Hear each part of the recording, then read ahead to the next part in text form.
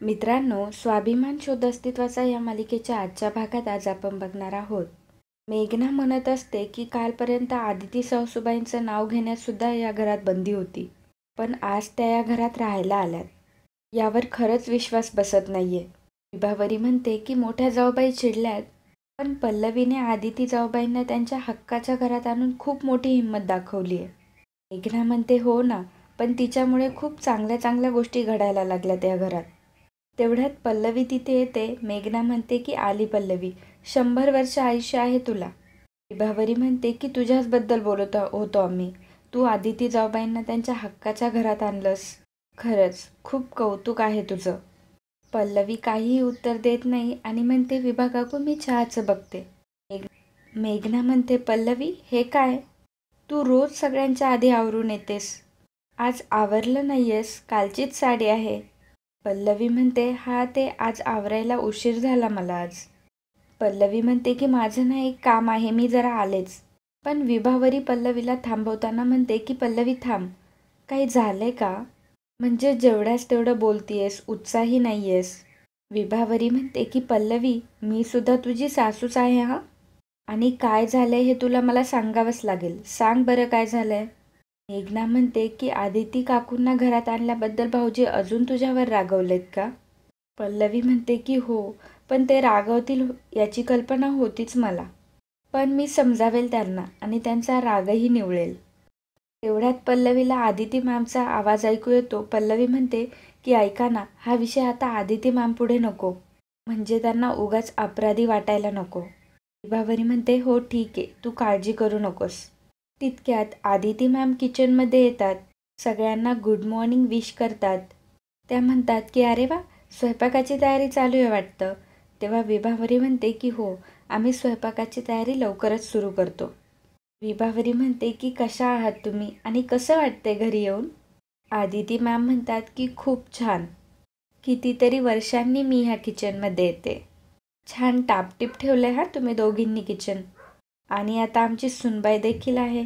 Aditi ma'am म्हणतात की तुला माहिती आहे का विभा, मी जेव्हा या घरात राहत होते ना, तेव्हा रोज सकाळ संध्याकाळ स्वयंपाक तर मी करायचीच, पण सणावाराचं माहिती आहे का, मोदक, करंजा, खीर, लाडू, सगळं सगळं सगळं, आणि इतकं आवडायचं ना मला ते.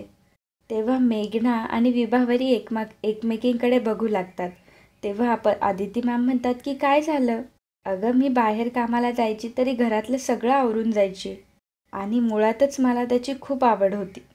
मेघना म्हणते की हे माहीत नव्हतं आम्हाला, पण तुम्ही आमच्या पल्लवीसारख्या एकदम परफेक्ट आहात हा. आदिती मॅम म्हणतात की तुमची पल्लवी. तेव्हा मेघना म्हणते नाही, म्हणजे आपली पल्लवी. आदिती मॅम लगेच कमरेला पदर खोचतात आणि म्हणतात की मला सांगा आता काय करायचंय. पल्लवी म्हणते की आदिती मॅम तुम्ही राहू द्या, आज फक्त तुम्ही निवांत चहा घ्या. इतकी वर्ष एकटीने चहा करत होता आणि घेत होता, आज हा आयता चहा घेऊन बघा. हा चहा घ्या आणि मग तुमच्या कामाला सुरुवात करा, असं म्हणत पल्लवी आदिती मॅमला चहा देते. पल्लवी म्हणते की मी बाबांना चहा नेऊन देते, असं म्हणून ती तिथून निघून जाते. आदिती मॅम चहा घेतात आणि म्हणतात की वा, झक्कास विभा, प्रभाकर सर. मित्रांनो, कालच्या व्हिडिओचं 350 लाईक्स तुम्ही काही तासांतच पूर्ण केलं, त्याबद्दल खूप खूप धन्यवाद. आजच्या आपल्या स्वाभिमान आर्मीचं टार्गेट असणार आहे 400 लाईक्स. तुम्ही हे नक्की पूर्ण कराल याची आम्हाला खात्री आहे. प्रभाकर सर खोलीमध्ये एकटे बसलेले असतात आणि स्वतःशीच हसत असतात. तितक्यात पल्लवी तिथे येते. ती बाबांना गुड मॉर्निंग विश करते. बाबा म्हणतात की ऑल गुड. तेव्हा पल्लवी विषय टाळत बाबांना चहा देते. प्रभाकर सर म्हणतात की तू न चुकता मला विश करतेस, पण मी आज खूप खुश आहे. आदिती पुन्हा आपल्या घरात आली आहे आणि ते फक्त तुझ्यामुळे. पल्लवी म्हणते की बाबा अहो असं काय, मी तुम्हाला आधीही म्हटलं की मी खूप काही नाही करत. हे घर आदिती मॅमचं सुद्धा आहे आणि मी फक्त त्यांना त्यांचा अधिकार मिळवून देते, आणि आपल्या माणसांसाठीच केलंय ना. प्रभाकर सर म्हणतात की पल्लवी तुझे हे काही बोलतेस हा तुझ्या मनाचा मोठेपणा आहे. बरं मला सांग, यापुढे काय करायचं ठरवलंय. तू जे गोडाऊनमध्ये काही बघितलंयस, आता त्याचं काय करायचं, त्याबद्दल तुला काही कळलंय का. तेव्हा पल्लवी म्हणते की तेच तर शोधून काढायचंय ना बाबा, तिथे नक्की कोणाला ठेवलं होतं आणि का ठेवलं होतं हेच तर शोधायचंय. आता सगळ्या प्रश्नांची उत्तरं मिळायला हवीत. प्रभाकर सर म्हणतात की या दोघांनी अजून काय काय कारस्थानं करून ठेवलीत काय माहीत. पल्लवी म्हणते की तेच तर शोधून काढायचं आहे ना.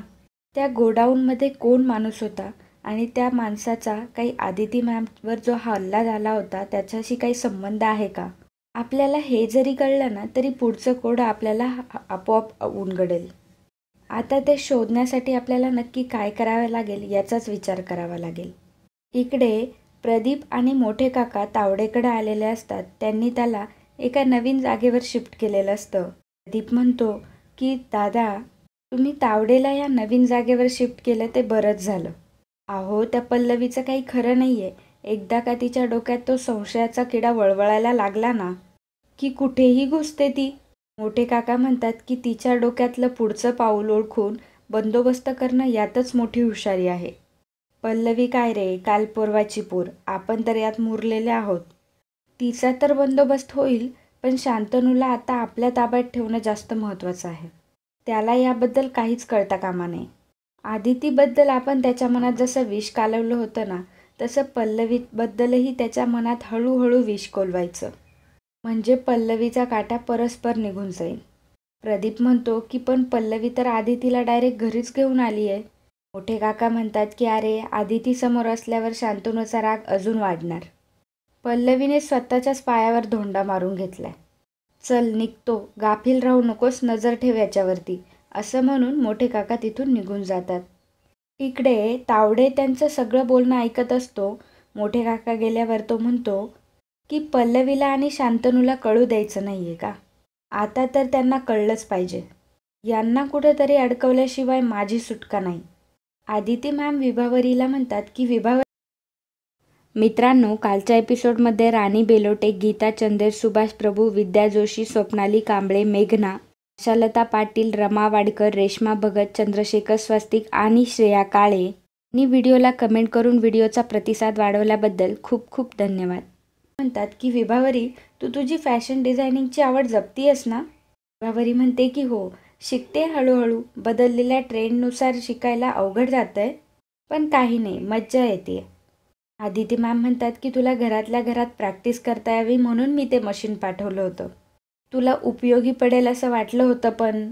तेव्हा विभावरी म्हणते की तुम्ही स्वतः माझ्यासाठी पाठवलं हे खूप आहे माझ्यासाठी. आदिती मॅम म्हणतात की तसं नाही गं, पण ते तुला वापरता यायला हवं होतं. तेवढ्यात पुष्पा तिथे येते आणि म्हणते की एवढं काय मग त्यात, आत्ता पण वापरता येईल की? पल्लवी म्हणते की नाही पुष्पाताई, तुम्हाला माहीत नाही आहे ते मशीन कुठे. तेव्हा पुष्पा म्हणते ते मशीन माझ्याकडंच आहे, ते बी एकदम सुरक्षित. त्या दिवशी मीच उचलून ठेवलं होतं माझ्या खोलीत. मेघना विचारते खरंच पुष्पाताई? तेव्हा पुष्पा म्हणते की व्हय. आदिती मॅम म्हणतात की वा पुष्पा, तू खूप मोठं काम केलंस हा. त्यावर पुष्पा म्हणते की थँक्यू.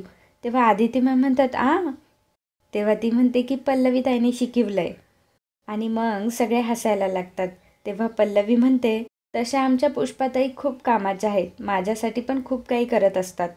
आदिती मॅम म्हणतात की पुष्पा, तुझ्याबद्दल खूप ऐकलं होतं पण आज प्रत्यक्षात पाहिलं. थँक्यू असं म्हणून पुन्हा एकदा सर्वजण हसायला लागतात. तेवढ्यात मोठी आई तिथे येते आणि म्हणते की विभावरी, शांतनू कुठे? तेवढ्यात शांतनू देखील तिथे येतो. शांतनू आदितीला तिथे बघतो आणि म्हणतो की मोठी आई, मी बाहेरच जेवेल, घरात जेवायची इच्छा नाही आहे मला. मोठी आई लगेच नाटकं करत म्हणते की शांतनू, अरे तू कशाला स्वतःला त्रास करून घेतोयस? काही लोकांना घरातल्यांच्या मनाविरुद्ध वागायला आवडतं. वागू देत त्यांना तसं, तू शांत राहा. तू स्वतःला त्रास करून घेऊ नकोस. तेव्हा शांतनू म्हणतो, आपल्याच माणसांनी त्रास दिल्यावर कसं शांत राहायचं मोठी आई? पण मोठी आई, तू माझा विचार करून स्वतःला त्रास करून घेऊ नकोस. आणि मला काही अडवू नको, माझं एक काम आहे आणि मी जरा बाहेर जातोय. पल्लवी म्हणते की शांतनू प्लीज असं न खाता नका ना जाऊ. जेवणावर राग नका काढू आहो. तुम्ही नाही जेवला तर कोणीच जेवणार नाही. तेव्हा शांतनू म्हणतो की आजपासून घरात जेवायचं नाही असा निश्चय केलाय मी. त्याचं हे बोलणं ऐकून सगळ्यांनाच धक्का बसतो. तेव्हा मोठी आई म्हणते, बघितलंस? वाटेल तसं वागते, त्याचे काय परिणाम होत आहे बघितलंस का तू? कुणाला न विचारता ह्या आधी तिला घरात आणलं आणि घरातलं वातावरणच बिघडवलंस. आज माझ्या शांतनूला या घरात जेवायची सुद्धा इच्छा राहिली नाहीये. तुझ्यामुळं, फक्त तुझ्यामुळे. केवढी मोठी चूक केली आहेस तू. पल्लवी म्हणते की आदिती मॅमला त्यांच्या स्वतःच्या हक्काच्या घरात घेऊन आले, यात काय चुकीचं केलंय मोठी आई मी? आपल्या घरातल्या सुखाचा, त्यांच्या आनंदाचा विचार करणं, त्यासाठी प्रयत्न करणं आणि कोणावरही अन्याय न होऊ देणं, ही तर तुमचीच शिकवण आहे ना. मग मीही तेच करायचा प्रयत्न करतेय. एखाद्या व्यक्तीला त्याच्या हक्काचं घर मिळवून देणं यात काय गैर आहे मोठी आई? मोठी आई म्हणते, हक्काचं घर? ती स्वतः हे घर सोडून निघून गेली आहे. पल्लवी म्हणते, मग त्यांना या घरात येण्याची संधीच द्यायची नाही का आपण? पुढचं आयुष्य सुखाने त्यांच्या नवऱ्याबरोबर घालवण्याची त्यांची इच्छा असेल तर त्यांचा हा हक्क आपण का म्हणून नाकारायचा? आणि बाबांनी पण सगळ्यांसमोर होकार दिलाच ना. मुळात आदिती मॅमची चूक होती की नाही, की आणखी कोणाची चूक होती हेही बघितलं पाहिजे ना. तेव्हा मोठी आई ओरडून म्हणते की बस, दुसऱ्यांचं काहीही न ऐकून घेता स्वतःचंच म्हणणं सांगतेस तू. हे तुझे उपदेशाचे डोस ऐकून ना माझं पोट भरलं. आता मलाही जेवायचं नाहीये. विभावरी, मेघना, आवरून टाका सगळं. आणि मग त्या दोघीही किचनमध्ये सगळं अन्न ठेवून देतात. शांतनू पुन्हा एकदा पल्लवीकडे खूप रागाने बघतो आणि मोठ्या आईला म्हणतो की मोठी आई मी बाहेर आहे, आणि असं म्हणून तिथून निघून जातो. इकडे प्रदीप मोठ्या काकांना म्हणतो की दादा काय झालं, कशाला बोलवलंय? तेव्हा मोठे काका म्हणतात, आपल्या गोडाऊनचं आत्ताचं कुलूप बदलून टाक आणि आधी जे होतं तेच लाव. प्रदीप म्हणतो की बरं ठीक आहे. तेव्हा मोठे काका म्हणतात, आणि हे करण्याआधी आतमध्ये जर काही पुरावे असतील तर ते आधीच नष्ट कर. प्रदीप म्हणतो की ठीक आहे, चला मी तर आता पहिल्यांदा कॉलेजच्या गोडाऊनकडेच जातो. तेव्हा मोठे काका म्हणतात की त्या गोडाऊनची चावी तरी आहे का तुझ्याकडे? नवीन कुलूप घातलंय ना आपण तिकडे. तेव्हा प्रदीप म्हणतो की द्या ना, ती चावी द्या माझ्याकडे. ॲक्च्युली प्रदीपकडे त्याची चावी असते, पण त्याला मोठ्या काकांना सांगायचं नसतं. मोठे काका प्रदीपला चावी देऊन तिथून निघून जातात. प्रदीप म्हणतो की कॉलेजच्या गोडाऊनची एकच चावी आहे, त्याची डुप्लिकेट चावी नाही, हे मला लक्षात ठेवायला हवं. दादांना कळलं तर मेलच असतो मी. इकडे पल्लवी रागात जाऊन मोठ्या आईचा डायरेक्ट हात धरते. मोठी आई म्हणते की पल्लवी सोड मला. तेव्हा पल्लवी म्हणते की नाही सोडणार. मोठी आई म्हणते की काय करतेयस तू, तुझी ही हिंमत? पल्लवी म्हणते की ही पकड इतक्या सहजासहजी सुटणार नाही मोठी आई. तुमचा खोटारडेपणा जोपर्यंत सर्वांसमोर आणत नाही ना, तोपर्यंत तुमची सुटका नाही. मोठी आई म्हणते तू मला अडकवणार, बघूयात तुझी हिंमत. तेवढ्यात आदिती मॅम म्हणतात की सुपर्णा वहिनी, आणि त्याही तिथे येतात आणि मोठ्या आईचा दुसरा हात पकडतात.